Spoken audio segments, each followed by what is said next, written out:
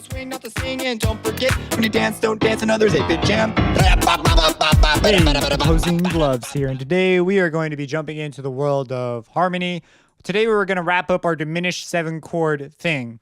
I hope these 7th chord exercises have been what you've been looking for, because in in the textbook tonal harmony, they have like one paragraph on it, and they just say these are things, and then they move on. So hopefully this has like been able to impact your ability to first write the chords effectively, and actually when you see them, you'll be okay at being able to recognize them now. And also, maybe you have, not maybe, hopefully you've gained some insights on how you can use these in your compositions.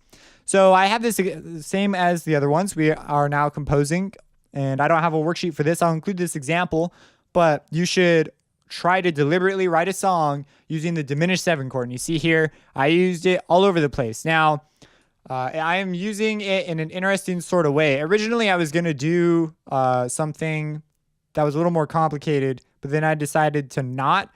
So I'm moving around, and I was originally intending to move around in C minor. Now I'm a little confused as to where I am, but this is what I got.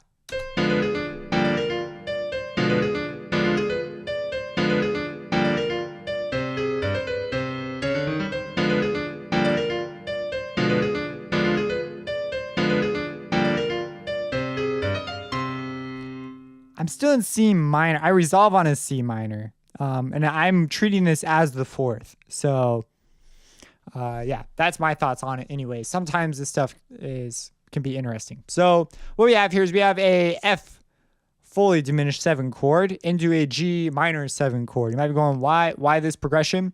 It sounds cool. I wanted to go up a degree to the G, and I figured it'd be kind of lame to just stay as a triad. And you might be going, I'm stabbing the chords here in inverted states down here on the bottom. And then I'm arpeggiating the chords here.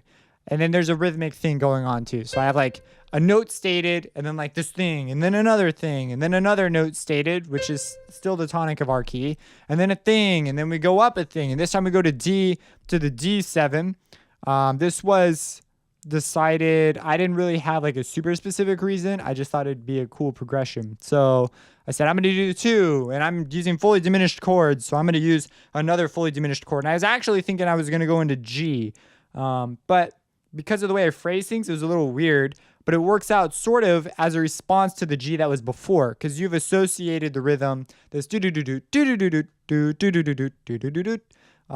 This is almost like a response to this. So it's like almost the G to the 2 to 5 relationship sort of happens. And that's why I think it sort of works the way it does. And then we go again. And from here, I pull to the 5. From here, I pull from 5 to 1, meaning, we've gone from G to C. That's 5-1. And the C major is kind of an interesting guy because it's not really outlined very clearly, and there's some passing tones and stuff. And I rise up a semitone to create some tension and push us into the next part.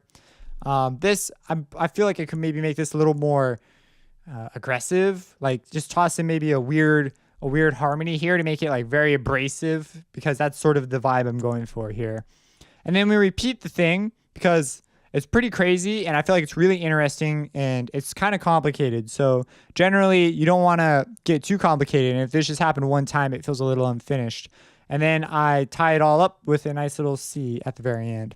So that was the idea behind this. You are to make your own, and maybe share it in the comments. Show me what you've made with the fully diminished chord, because they're chords that aren't typically used. You'll probably find yourself making stuff you've not ever established before. Maybe you've never messed with this sort of a sound before. So I play it one more time.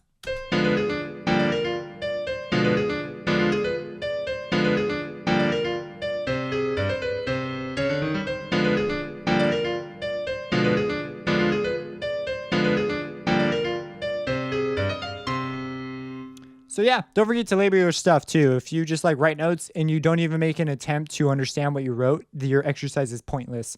You should go in and write out like, what did I do? Because if you don't do that, you're gonna be forever in the what did I do stage. So you got to figure out what you did. Subscribe and have a blessed day.